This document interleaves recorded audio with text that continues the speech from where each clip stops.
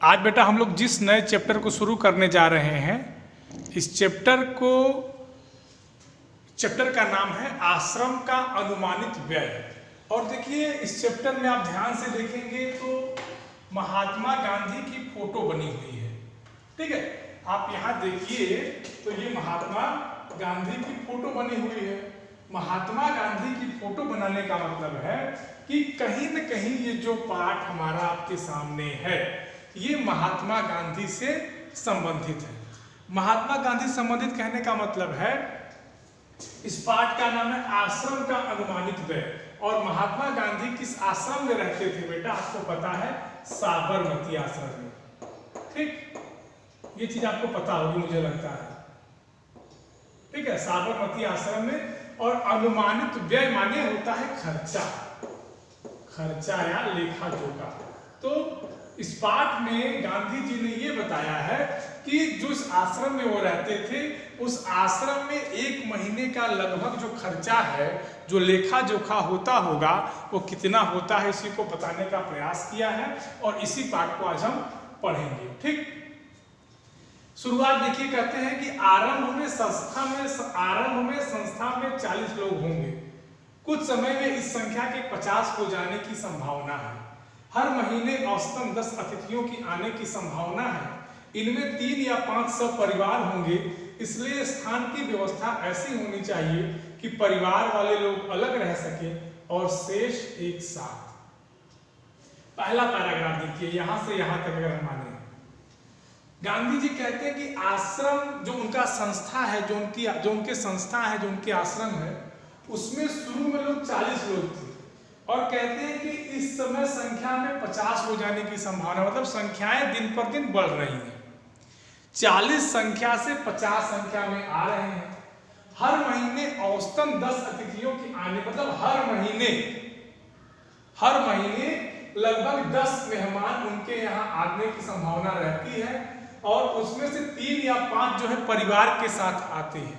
तो गांधी जी कहते हैं कि हम ऐसी व्यवस्था बनाएंगे कि परिवार अलग रह सके और जो शेष लोग हैं जिनके पास परिवार अभी नहीं है वो लोग अलग रह सकें। बात समझ में आ रही है?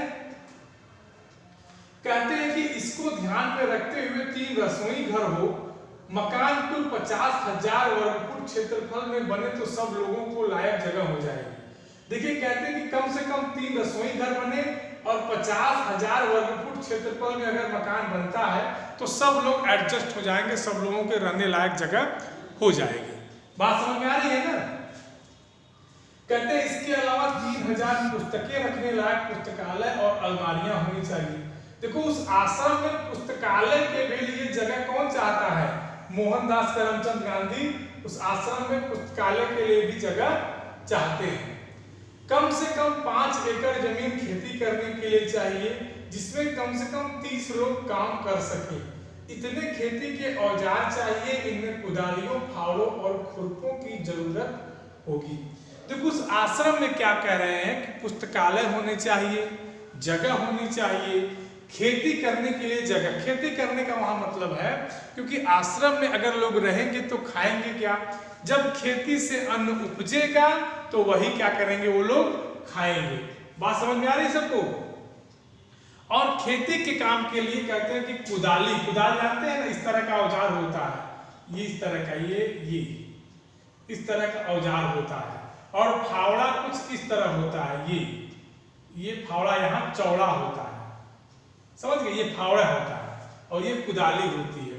3 बसुले और 5 छोटी हथौड़ियां,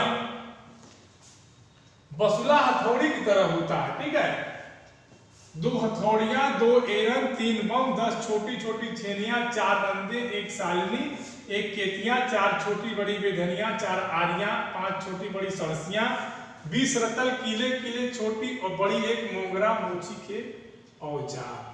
कुल मिला के जितने भी औजार हैं, कृषक औजार, उन सबको वो आश्रम में रखने के पक्ष में है। कौन? महात्मा गांधी। बात समझ में आ रही है? ये सब कृषक औजार है, आपके अगर ध्यान से देखेंगे तो सब कृषक औजार है। कहते कि मेरे अनुमान से इन सब पर कुल 5 रुपए का खर्च आएगा। कुल खर्च कितना आ रहा है 5, बहुत इंपॉर्टेंट लाइन है। उस समय इन सब चीजों को रखने का खर्च हुआ करता था मात्र 5 रुपए। रसोई के लिए आवश्यक सामान 150 रुपए खर्च आएगा। देखिए 5 रुपए खेती के लिए, 150 रसोई के लिए। समझिए स्टेशन दूर होगा तो सामान या मेहमानों को लाने के लिए बैलगाड़ी चाहिए। मैं खाने का खर्च 10 रुपए मासिक प्रति व्यक्ति लगाता हूं। मैं नहीं समझता कि हम यह खर्च पहले वर्ष में निकाल सकेंगे। वर्ष में औसतन 25 लोगों का खर्च 6000 रुपए आएगा। 25 लोगों का खर्च 6000 रुपए वार्षिक, ठीक, एक साल में। मुझे मालूम हुआ कि प्रमुख लोगों की इच्छा यह है कि अहमदाबाद में यह प्रयोग 1 वर्ष तक किया जाए। यदि ऐसा हो तो अहमदाबाद को ऊपर बताया गया सब खर्च उठाना चाहिए। कहते हैं कि लोग कहते हैं कि इस आश्रम का प्रयोग, इस जो ये हम लोग कर रहे हैं, इसका प्रयोग अहमदाबाद से आरंभ होना चाहिए। अहमदाबाद में अगर गांधी जी कहते हैं कि अगर इसका प्रयोग हम अहमदाबाद में करते हैं तो इसका खर्च अहमदाबाद को उठाना चाहिए, ठीक। और मेरी मांग तो यह भी है कि अहमदाबाद मुझे पूरी जमीन और मकान सभी दे दे, तो बाकी खर्च मैं कहीं और से या दूसरी तरह जुटा लूंगा। कहते हैं कि अगर अहमदाबाद में मुझे ये सब चीजें मिल जाती हैं तो मैं उसका पूरा खर्च क्या करूंगा, उठा लूंगा। समझ रहे हैं?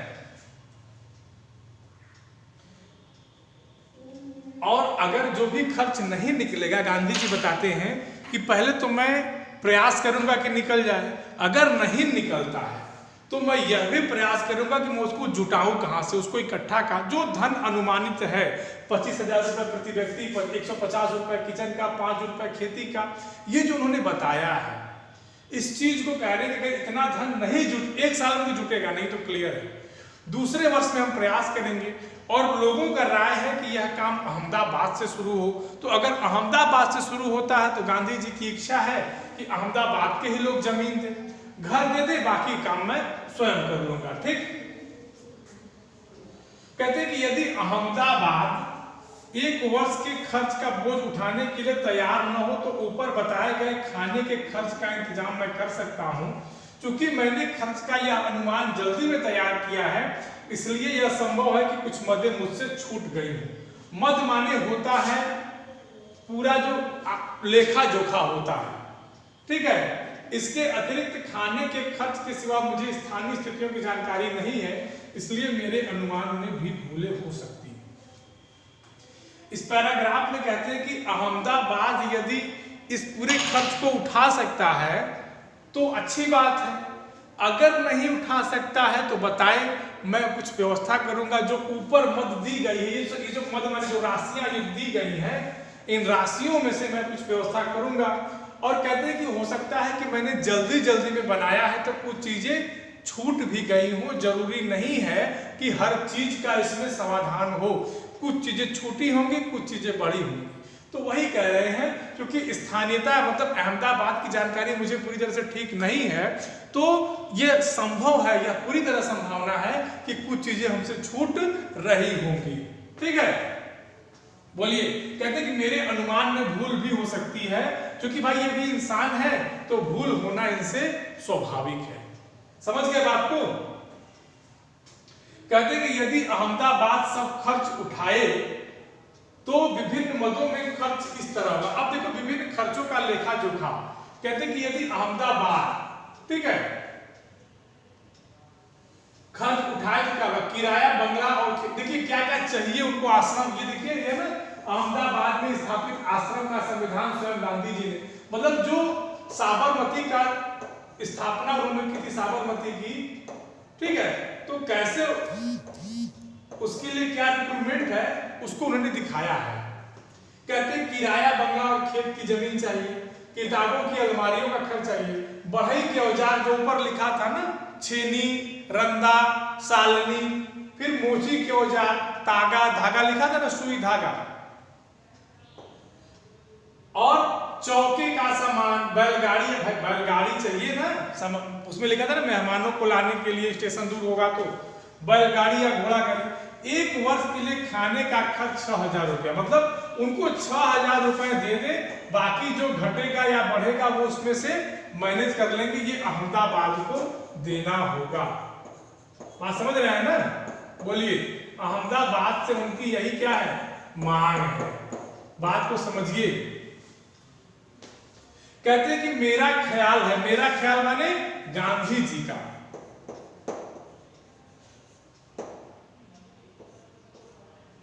क्या ख्याल है कि हमें लुहार, लुहार माने जो लोहे का काम करता है, और राजमिस्त्री के औजारों की भी जरूरत होगी। क्यों होगी? क्योंकि आश्रम को बनाना है। राजमिस्त्री माने जो घर बनाता है, जो घर बनाता है, ठीक। किंतु इस हिसाब से मैंने उनका खर्च और शिक्षण संबंधी सामान का खर्च शामिल नहीं किया है। शिक्षण के सामान में 5-6 देसी हथकरघों की आवश्यकता होगी। कहते हैं कि कुल मिला जुला के उनको यही चीज अगर मिल जाए तो उनके आश्रम की स्थापना हो जाएगी। ये किसने लिखा है? हमारे राष्ट्रपिता मोहनदास करमचंद गांधी। ठीक है, ये कब लिखा गया था? बैसाख बदी 13 मंगलवार। ठीक, समझ गए? अब किसी को कोई दिक्कत है इस पाठ में तो पूछ ले, जिसको जहां जो चीज न समझ में आई हो। ये चैप्टर आपका समाप्त हो गया। ठीक, इसमें से 1-2 प्रश्न परीक्षा में आ सकते हैं, इसलिए इंपॉर्टेंट है, आप ध्यान दीजिएगा। समझ गए? बोलो, जिसको जहां दिक्कत हो पूछ लीजिए।